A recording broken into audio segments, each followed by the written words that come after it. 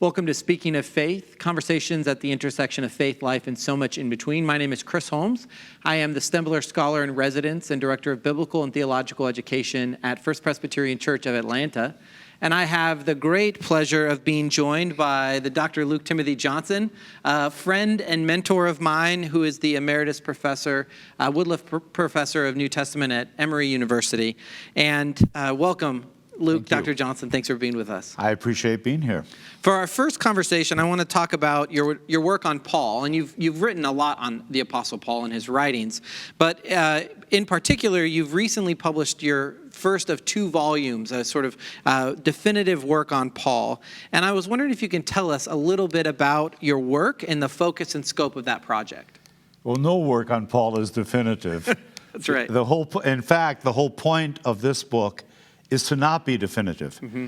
I've always been what I would call a Pauline Christian. I love the Gospels. I've written on other subjects, but when I want to understand my own life on the Christian journey, it's Paul who engages me, excites me, puzzles me, calls me. So, as my last venture in serious publishing, I'm doing this 2-volume work, and it's called Canonical Paul. And it was very carefully chosen because since the early 19th century, academic scholarship has dealt only with a handful of Paul's letters. Yeah. The church canonized 13 letters. So what I wanted to do was to write a book on the church's apostle, the canonical Paul, and try to show that, in fact, the dominant view of scholarship over the last 100 years is wrong and is a detour which, both in light of the first 1900 years of Christian reading, and I hope if there are Christians reading in the next 2,000 years, will be regarded as a minor 100-year detour. So the first gesture then is to introduce readers to the Paul of all 13 letters. Yeah. So the first volume is called Constructing Paul. And in this volume, I try to lay out all of the aspects of that collection which somebody would need to know in order to engage Paul. What kind of Jew was Paul? What kind of Greco-Roman education did he have? What were his experiences? What were his convictions? The second volume is quite deliberately not a synthetic view of Paul or a theology of Paul. It's rather a deconstruction of such unitary constructions. And so it's called Interpreting Paul. And what it consists of is an introduction, a conclusion, and I believe 28 specific studies on all the canonical letters. Yeah. Point being, Paul is not a figure who can be encapsulated within a single view. If you take all his writings into account, his letters are an arena for discovery, for debate, for investigation, for transformation. So this is what I'm trying to do.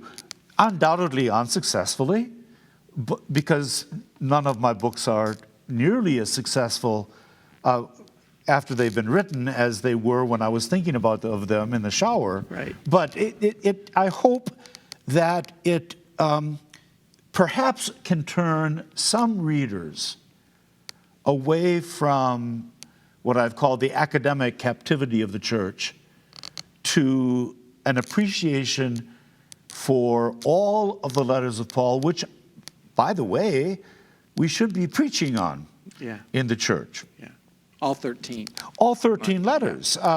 Why should a decision of scholars about which of these are authentic or not authentic, by the way, those decisions are badly based, both theoretically and materially, when the church's decision is that they are canonical. The authority of Paul's letters don't derive from the fact that Paul or Timothy or Titus or Apollos wrote them. They derive from the fact that they're part of the church's collection and regarded, therefore, as prophetic to every age and should be engaged by the church in every age. Yeah.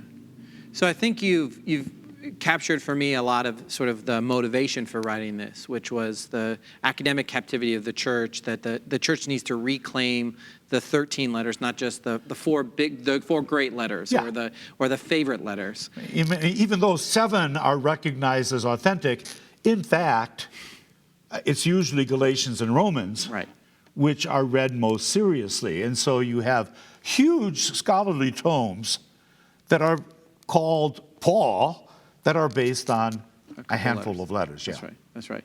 So I don't want you to give anything away because, no spoilers here. But what do you think that if somebody from First Press was to pick up one of your books that they would be most surprised to find out about Paul or about your take on Paul? How many words I know. That's what I hope they would discover. Your vocabulary. My vocabulary is the most important thing. Yeah. Substance. I hope that they would discover that Paul is much more interesting when he is read in full. That he is not somebody with a single profile, but rather that he is constantly surprising, constantly putting us on the wrong foot, constantly provoking us. So the 28 essays that I write are themselves only skimming the surface, because every passage in Paul can give rise to questions not simply about that passage, but about our lives. Yeah, almost way more dialogical than exactly than we much more dialogical. Yeah. So some of the chapters, for example, I begin one of them, which is called From Eros to Agape, which begins with the debate over gender and sexual identity in today's church, and then read Ephesians on being transformed into the love of Christ, to which we're all called. My chapter on 2 Corinthians is called Truth and Reconciliation in 2 Corinthians, and it deliberately begins with an awareness of so-called Truth and Reconciliation Commissions, which seek to redress social harms, such as in South Africa. And so what I do in that letter is to suggest that Paul's view of reconciliation actually has an additional stage which is often lacking in commissions on truth and reconciliation. So it's very much aimed at the life of the church. In Titus, I ponder over the very odd expression that God's gift has appeared in order to educate us into lives that are good and gracious and noble. And his concrete, specific directions for people in the household are banal. Don't pilfer the silver. Don't be revolutionaries. Mothers, no, older women teach younger women to love their husbands and their children. And I ask, what kind of world is it that's necessary to teach people that they need to love their children? And I think, it's today's world. And so the letter of Titus becomes just galvanizingly pertinent to our world. So in my experience teaching at seminary levels and even teaching in the church, I encounter a lot of people who struggle with Paul and reading Paul's letters, whether it's because they view Paul as sort of antiquated and out of date, or Paul's writings themselves are complex, even in translation, certainly in the Greek. And so I'm wondering if you might give people 2 or 3 best practices for reading Paul. What are 2 or 3 guidelines that really help read Paul? Well, I have the last chapter of the first volume is called "Is Paul an Oppressor or a Liberator?" And I walk through all of the complaints that people have. He's too egocentric. He's too authoritarian. He's too superstitious. He's anti-woman. He's anti-gay. He's pro-slavery. He's pro-Rome, pro-imperial, all these things. And I try to answer those questions contextually, but then I suggest that Paul's operating at a different level. He's not operating at the level of rearranging the furniture of society. He's operating at the level of transforming human freedom. So what are some best practices? I suggest really 5. Read all the letters. Just read them. Number 1, read. Read all the letters. Second, appreciate that the letters are written by somebody trying to figure out the meaning of a powerful experience that seems to shatter all of his own and everybody else's preconceptions. So this is what might be called the anthropological level of somebody struggling to figure out, what does life mean? What does life before God mean when we're worshiping a crucified Messiah who we think shares God's life?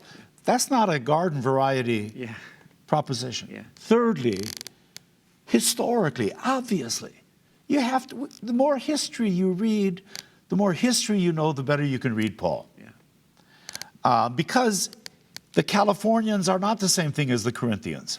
I mean, there's and Paul's household is not the same thing as the nuclear family. Thirdly, is to read him literarily, that is, or rhetorically. When you read through a whole letter, try to figure out, what's the argument?